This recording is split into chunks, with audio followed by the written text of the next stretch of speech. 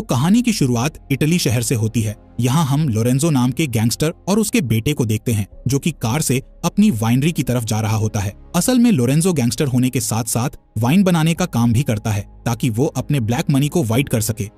जब वो वाइनरी में आता है तो उसे अपने आदमियों की लाशें दिखाई देती हैं जिन्हें किसी ने बुरी तरह मार दिया था। तभी लोरेंजो की नजर अपने एक आदमी पर जाती है जो कि बहुत ही डरा हुआ था। इधर लोरेंजो अपने बेटे को कार में रुकने का कहता है और फिर अपनी गन निकालकर कार से बाहर आ जाता है। तब लोरेंजो का आदमी उससे कहता है कि हमारे लोगों को बेरहमी से मारने वाला अंदर बैठा हुआ है। जिसके बाद लोरेंजो और उसका आदमी अंदर जाता है। यहाँ हर तरफ लाशें पड़ी हुई थीं, जिन्हें देखकर लोरेंजो हैरान रह जाता है और सोचता है कि आखिर अकेला आदमी इतने सारे लोगों को एक साथ कैसे मार सकता है। अंदर जाने के बाद लोरेंजो कुर्सी पर बैठे हुए एक आदमी को देखता है। इस आदमी का नाम रॉबर्ट है जिसने लोरेंजो के सभी लोगों को मारा था। यहाँ लोरेंजो का एक आदमी रॉबर्ट के सिर पर गन पॉइंट करके खड़ा हुआ था, लेकिन रॉबर्ट के चेहरे पर बिल्कुल भी डर नहीं दिख रहा था। तभी लोरेंजो रॉबर्ट से कहता है कि मुझे यकीन नहीं हो रहा है कि तुमने अकेले इतने सारे लोगों को मारा है। साथ ही वो उससे पूछता है कि आखिर तुम यहाँ तक कैसे पहुँचे और तुम मुझसे क्या चाहते हो। जिस पर रॉबर्ट कहता है कि तुमने एक ऐसी चीज चुराई है जो तुम्हारी नहीं थी, इसलिए अच्छा होगा कि तुम मुझे वो चीज लौटा दो। जिस पर लोरेंजो कहता है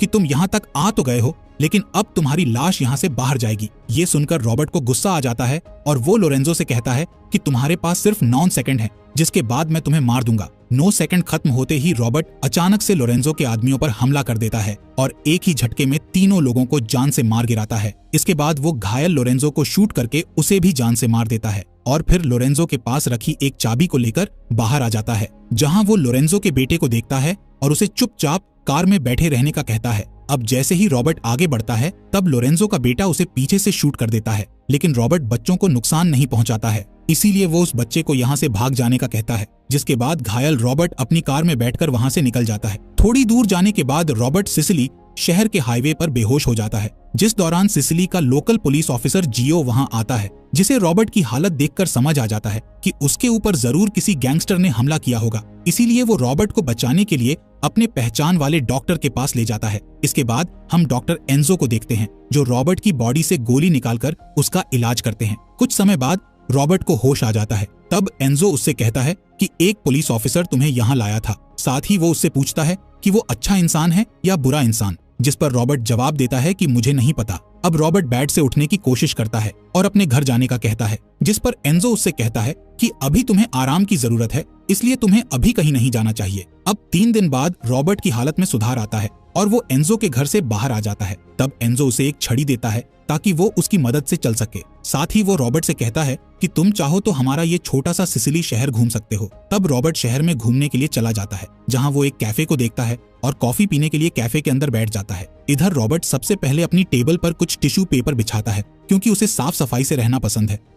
अब कैफे की वेट्रेस अमीना रॉबर्ट के लिए कॉफी लाती है, जिस दौरान उस कैफे में जियो आता है, जिसके साथ उसकी बेटी गैब्रिएला भी होती है। यहाँ जियो रॉबर्ट का हालचाल पूछता है और फिर उसे उसकी कार की चाबी देते हुए कहता है कि तुम्हारे साथ जो भी हुआ है वो किसी आम इंसान के साथ नहीं होता है। साथ ही वो कहता है कि मैं तुमसे कुछ सवाल पूछना नहीं चाहता हूँ और ना ही मैंने तुम्हारी गाड़ी के अंदर रखी चीजों को चेक किया है, क्योंकि मैं नहीं जानना चाहता कि तुम कौन हो। इसी बीच हम CIA के ऑफिस को देखते हैं, जहां एमा नाम की ऑफिसर कंप्यूटर पर कुछ काम कर रही होती है। तभी उसके पास रॉबर्ट का फोन आता है। रॉबर्ट उसे लोरेंजो की वाइनरी के बारे में बताता है। तब एमा रॉबर्ट से उसके बारे में पूछती है कि वो कौन है और उनकी मदद क्यों कर रहा है, जिस पर रॉबर्ट कहता है कि मैं सिर्फ एक जिम्मेदार नागरिक हूँ और उसे जल्द से जल्द वाइनरी में CIA की टीम भेजने का कहता है। एमा समझ जाती है कि वो जिस आदमी से बात कर रही है वो कोई आम आदमी नहीं है, क्योंकि उसने लोरेंजो की जगह को खोज लिया था, जबकि पुलिस आज तक लोरेंजो की जगह के बारे में पता नहीं लगा पाई थी। अब रॉबर्ट एमा को वाइनरी का पता बताकर फोन काट देता है, जिसके बाद एमा सैटेलाइट कैमरा की मदद से लोरेंजो की वाइनरी देखती है और अपने बड़े ऑफिसर्स को इस बारे में बता देती है। अगले दिन हम रॉबर्ट को शहर में टहलते हुए देखते हैं और वो शहर में रहने वाले लोगों से दोस्ती भी कर रहा होता है। रात होने पर जब रॉबर्ट सो रहा होता है तब उसे बार बार यही याद आता है कि किस तरह उसने वाइनरी में घुसकर सभी लोगों को बेरहमी से मार दिया था। इस वजह से उसे नींद भी नहीं आती है और वो बहुत परेशान हो जाता है। अगले दिन रॉबर्ट कैफे में जाता है, जहां वो देखता है कि कैफे का ओनर एक लड़के को लिफाफा दे रहा है। ये लड़का उस लिफाफे को मार्को नाम के एक लड़के को दे देता है। मार्को को देखकर लग रहा था कि वो यहाँ के लोगों से हफ्ता वसूल करता है और उन्हें परेशान करता रहता है। खैर, अब अमीना रॉबर्ट के पास आती है और उसे कॉफी देते हुए उससे बात करने लगती है। इसी तरह अमीना और रॉबर्ट की दोस्ती हो जाती है और अब शहर के लोग भी रॉबर्ट को जानने लगते हैं। एक दिन जब रॉबर्ट शहर की गलियों में टहल रहा होता है तब वो मार्को को एंजेलो नाम के आदमी की दुकान में देखता है। यहाँ मार्को एंजेलो से हफ्ता मांग रहा था, पर एंजेलो की दुकान अच्छी नहीं चल रही थी, जिस वजह से उसके पास पैसे नहीं थे। तब मार्को उसे बुरी तरह पीटने लगता है और उसे अगले हफ्ते आकर दुगने पैसे लेने का कहता है। इसके बाद जब मार्को दुकान से बाहर आता है, तब उसकी नजर रॉबर्ट पर जाती है। मार्को उसे देखने लगता है, लेकिन उससे कुछ कहता नहीं है और वहाँ से चला जाता है। इसके बाद हम मार्को और उसके सभी लोगों को नेपल्स नाम के शहर में जाते हुए देखते हैं, जहाँ मार्को का बड़ा भाई विंसेंट रहता है। असल में विंसेंट यहाँ का बहुत बड़ा गैंगस्टर है, इसलिए सभी उससे डरते हैं। खैर, यहाँ विंसेंट एक अपार्टमेंट के अंदर बैठा होता है और अपार्टमेंट के मालिक से उसका अपार्टमेंट खरीदने का कहता है, लेकिन मालिक उसे बेचना नहीं चाहता था। इसीलिए विंसेंट के लोग मालिक को जान से मार डालते हैं। अब विंसेंट मार्को से मिलता है और उससे कहता है कि तुम लोगों से जितना ज्यादा पैसा वसूल कर सकते हो कर लो, क्योंकि मैं बहुत ही बड़ा प्लान कर रहा हूँ। इसी बीच रॉबर्ट एंजेलो की दुकान में आकर उससे मछलियां खरीदता है, जिस दौरान अमीना भी वहां आ जाती है और रॉबर्ट को अच्छी मछलियां खरीदने का तरीका बताती है। इसके बाद रॉबर्ट एंजेलो को मछली के पैसे देने लगता है, जिस पर एंजेलो उससे पैसे लेने से मना करता है और कहता है कि तुम हमारे मेहमान हो, इसलिए हम तुमसे पैसे नहीं ले सकते। जिसके बाद हम वाइनरी को देखते हैं, जहां एमा अपनी पूरी टीम के साथ आ चुकी थी। यहाँ उन्हें काफी ज्यादा ड्रग्स मिलता है और लोरेंजो का बहुत सारा ब्लैक मनी भी होता है। यहाँ एमा का बॉस फ्रैंक इतना सब कुछ देखकर हैरान था कि आखिर उन्हें लोरेंजो की इस जगह के बारे में पहले पता क्यों नहीं चला। यहाँ फ्रैंक एमा से कहता है कि तुमको जिसने भी इस जगह के बारे में बताया था उसकी पूरी डिटेल्स निकालो, क्योंकि उसके पास और भी इंफॉर्मेशन होंगी। इसी बीच एंजो रॉबर्ट के घाव को देखता है और उससे कहता है कि अब तुम पूरी तरह से ठीक हो चुके हो। तभी रॉबर्ट एंजो से पूछता है कि मुझे गोली लगी थी, जिसके लिए पुलिस केस होना चाहिए था, फिर भी तुमने और जियो ने पुलिस वालों को मेरे बारे में क्यों नहीं बताया। तब एंजो कहता है कि मैंने तुमसे पूछा था कि तुम अच्छे इंसान हो या बुरे, जिस पर तुमने कहा था कि तुम्हें नहीं पता, और ऐसा सिर्फ एक अच्छा इंसान ही बोलता है। इसके बाद रॉबर्ट अपने सामान को पैक करता है और वहाँ से जाने लगता है। इसी बीच वो शहर के सभी लोगों को भागते हुए देखता है। तब उसे पता चलता है कि मार्को के लोगों ने एंजेलो की दुकान को जला दिया है। अपनी दुकान को जलता हुआ देखकर एंजेलो बहुत रोता है और अपनी दुकान के अंदर जाने लगता है। तब सभी लोग उसे संभालते हैं। इधर रॉबर्ट मार्को को देखता है, जो कि अपने लोगों के साथ खड़ा हुआ था। ये सब देखने के बाद रॉबर्ट डिसाइड करता है कि जब तक वो सारे मामलों को ठीक नहीं कर देता, तब तक वो इस शहर को छोड़कर नहीं जाएगा। अगले दिन सभी लोग एंजेलो की दुकान को दोबारा बनाने में उसकी मदद करते हैं। जिस दौरान जियो एंजेलो की दुकान जलाने वालों को सीसीटीवी में देखता है, तब उसे एक ब्लैक कार दिखाई देती है, इसलिए वो अपने ऑफिसर्स से उस कार का पता लगाकर उन लोगों पर केस करने का कहता है। वहीं रॉबर्ट कैफे में जाकर अमीना से मिलता है, जहां अमीना उसे डिनर के लिए बाहर चलने का कहती है। इसके बाद हम रॉबर्ट और अमीना को शहर में घूमते हुए देखते हैं, जहां दोनों बातें करते हुए खाना खाते हैं। अगले दिन जब रॉबर्ट कैफे में जाता है तो उसे वहां एमा दिखती है, जो कि छुपकर रॉबर्ट की फोटो खींच रही थी। तब रॉबर्ट उससे पूछता है कि क्या तुम मेरी फोटो ले रही हो।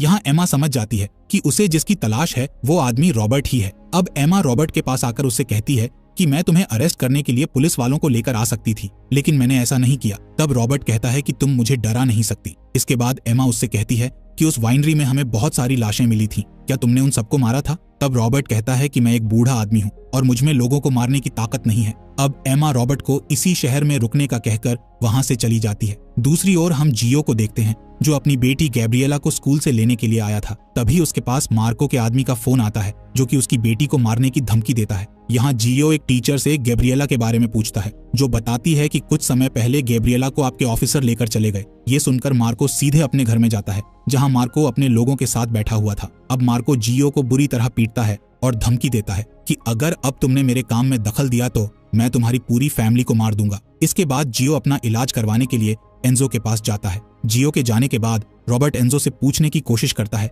कि जियो की यह हालत किसने की, जिस पर एंजो बताता है कि ये काम यहाँ के गैंगस्टर्स का है। अब रॉबर्ट यहाँ के गैंगस्टर्स से लड़ने का डिसाइड करता है, इसलिए वो अपनी फाइटिंग की प्रैक्टिस करना शुरू कर देता है। जिस दौरान एमा उससे मिलने आती है और उसे कहती है कि मैंने तुम्हारे बारे में जानकारी निकालने की कोशिश की, लेकिन मेरे हाथ कुछ भी नहीं लगा। साथ ही वो पूछती है कि यहाँ पर विंसेंट नाम का गैंगस्टर रहता है, क्या तुम उसके साथ भी कुछ करना चाहते हो। पर रॉबर्ट एमा को इस बात का कोई जवाब नहीं देता है। इसके बाद एमा वहाँ से चली जाती है। इसी रात जियो अपनी फैमिली के साथ डिनर करने जाता है, जिस दौरान वहाँ मार्को और उसके लोग भी आ जाते हैं। यहाँ भी मार्को जियो को धमकी देते हुए कहता है कि अब से तुम मेरे लिए काम करोगे। तभी मार्को की नजर रॉबर्ट पर जाती है, जो कि मार्को को घूर कर देख रहा था। इससे मार्को को रॉबर्ट पर गुस्सा आ जाता है और वो रॉबर्ट को धमकी देना शुरू कर देता है। तब रॉबर्ट मार्को से कहता है कि तुम्हें यहाँ से चले जाना चाहिए, वरना मैं तुम्हें ऐसा दर्द दूंगा जो तुम सहन नहीं कर पाओगे। ये सुनकर मार्को और उसके लोग रॉबर्ट पर हंसने लगते हैं। अब जैसे ही मार्को अपना हाथ रॉबर्ट की ओर बढ़ाता है, तो रॉबर्ट उसके हाथ को पकड़कर मोड़ देता है,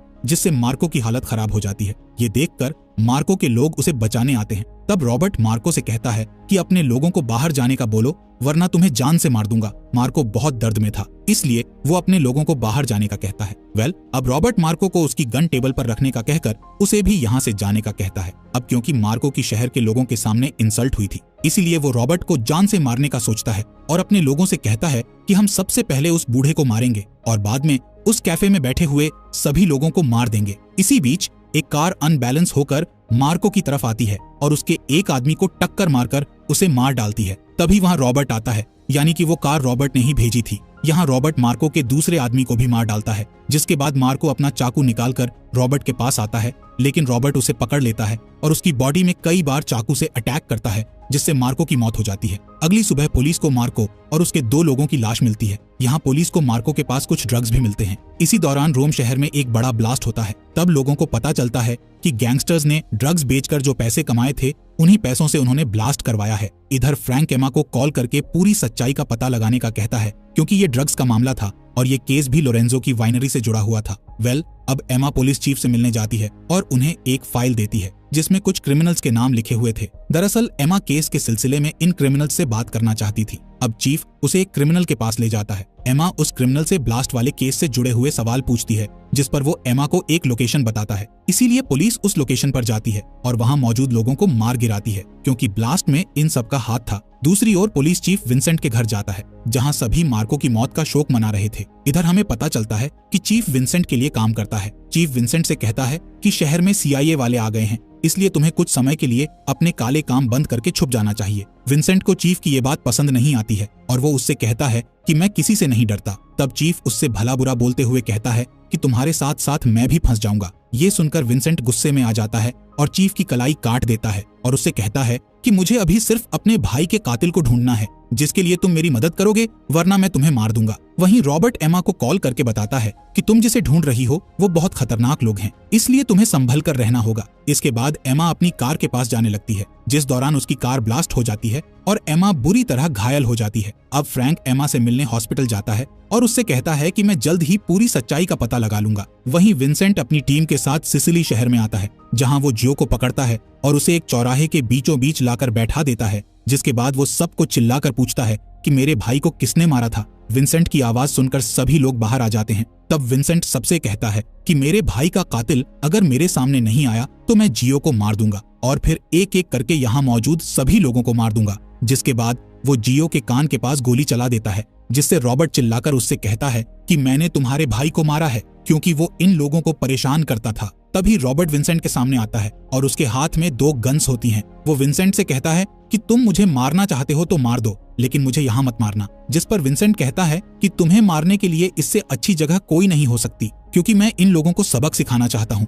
कि मुझसे पंगा लेना बहुत बुरा होता है। ये कहकर वो रॉबर्ट के ऊपर गन तान देता है, लेकिन विंसेंट के गोली चलाने से पहले एंजो वहां आ जाता है और हवा में एक गोली चला देता है। जिसके बाद एंजो विंसेंट से कहता है कि तुम रॉबर्ट को नहीं मार सकते, क्योंकि ये हमारे परिवार का हिस्सा है। ये सुनकर शहर के सभी लोग आगे आने लगते हैं और अपने फोन की लाइट चालू करके कहते हैं कि हम तुम्हें रॉबर्ट को नहीं मारने देंगे। इसलिए विंसेंट रॉबर्ट को छोड़ देता है और कहता है कि अभी तुम्हारा समय अच्छा है, लेकिन मैं दोबारा आऊंगा और रॉबर्ट के साथ साथ तुम सभी को मार दूंगा। ये कहकर विंसेंट अपने लोगों के साथ वहां से चला जाता है और फिर अपने लोगों के साथ मिलकर शहर के सभी लोगों को मारने का प्लान बनाता है। इसके बाद विंसेंट सोने चला जाता है और उसके लोग बाहर पहरा देने लगते हैं। तभी विंसेंट के एक आदमी को कार के पास से कुछ आवाज आती है, इसलिए वो कार के पास जाता है। तब अचानक से रॉबर्ट उस पर हमला करके उसे मार डालता है। दरअसल रॉबर्ट को समझ आ गया था कि विंसेंट सुबह शहर पर हमला कर देगा, इसीलिए वो रात में ही विंसेंट और उसके लोगों को मारने आ गया था। अब रॉबर्ट घर के अंदर आकर घर की लाइट्स बंद कर देता है,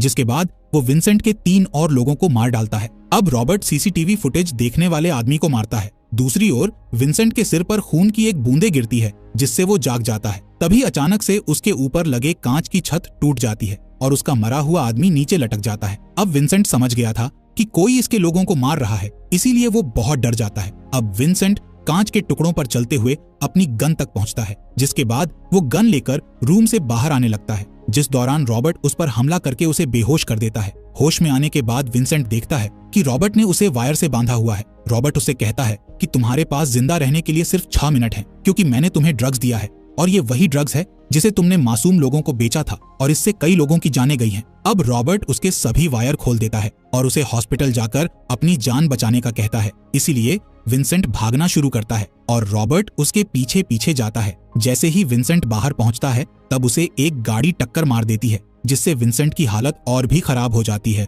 कुछ ही देर में विंसेंट की मौत हो जाती है और फिर रॉबर्ट वहां से निकल जाता है। इसी बीच पुलिस वाले विंसेंट के ठिकानों पर छापा मारते हैं और ड्रग से जुड़े लोगों को अरेस्ट कर लेते हैं। इसके बाद हम रॉबर्ट को देखते हैं जो कि एमा से मिलने हॉस्पिटल जाता है। यहाँ एमा रॉबर्ट से कहती है कि अगर तुम नहीं होते तो आज मैं जिंदा नहीं होती, इसीलिए मैं तुम्हारा शुक्रिया करना चाहती हूँ। यहाँ रॉबर्ट एमा को एक बैग देता है जिसमें पैसे रखे हुए थे। वो एमा को ये बैग बस स्टैंड में रहने वाले किसी बूढ़े आदमी को देने का कहता है। दरअसल ये पैसे उस बूढ़े आदमी की पेंशन थी जिसे किसी ने उनके अकाउंट से चुरा लिया था। रॉबर्ट बताता है कि इन पैसों को ट्रेस करने पर मुझे वाइनरी का पता चला था, इसलिए मैंने वाइनरी में जाकर वहां के गैंगस्टर्स को मार दिया, जिसके बाद मैंने वाइनरी की तिजोरी से उस बूढ़े आदमी के चुराए हुए पैसे निकाले और फिर मैं वहां से आ गया। यहाँ एमा रॉबर्ट से पूछती है कि वो बूढ़ा आदमी तुम्हारा कौन है, जिस पर रॉबर्ट का कहना था कि मैं उस आदमी से सिर्फ एक बार ही मिला था। कुछ दिनों के बाद एमा बोस्टन जाती है और उस बूढ़े आदमी को उसके पैसे दे देती है। तब वो बूढ़ा आदमी रोते हुए कहता है कि अगर ये पैसे नहीं मिलते तो मेरा घर बिक जाता और मेरा परिवार बेघर हो जाता। कहानी के अंत में हम एमा को उसके ऑफिस देखते हैं, जहां रॉबर्ट ने उसके लिए एक लिफाफा भेजा होता है। इस लिफाफे में एमा की माँ की एक डायरी थी, जिससे पता चलता है कि एमा के पेरेंट्स रॉबर्ट के सबसे अच्छे दोस्त थे। एमा अपनी माँ की डायरी पढ़कर बहुत खुश होती है। दूसरी ओर हम सिसिली शहर के लोगों को देखते हैं जो अपनी फुटबॉल टीम के जीतने पर एंजॉय कर रहे होते हैं। यहाँ रॉबर्ट भी होता है क्योंकि उसने इसी शहर में रहने का डिसाइड कर लिया था, क्योंकि वो यहाँ के लोगों को पसंद करने लगा था। इसी के साथ ये कहानी यहीं पर खत्म हो जाती है। अगर आपको वीडियो अच्छी लगी हो तो प्लीज वीडियो को लाइक और आपके अपने फॉक्स एक्सप्लेनर हिंदी चैनल को सब्सक्राइब करें।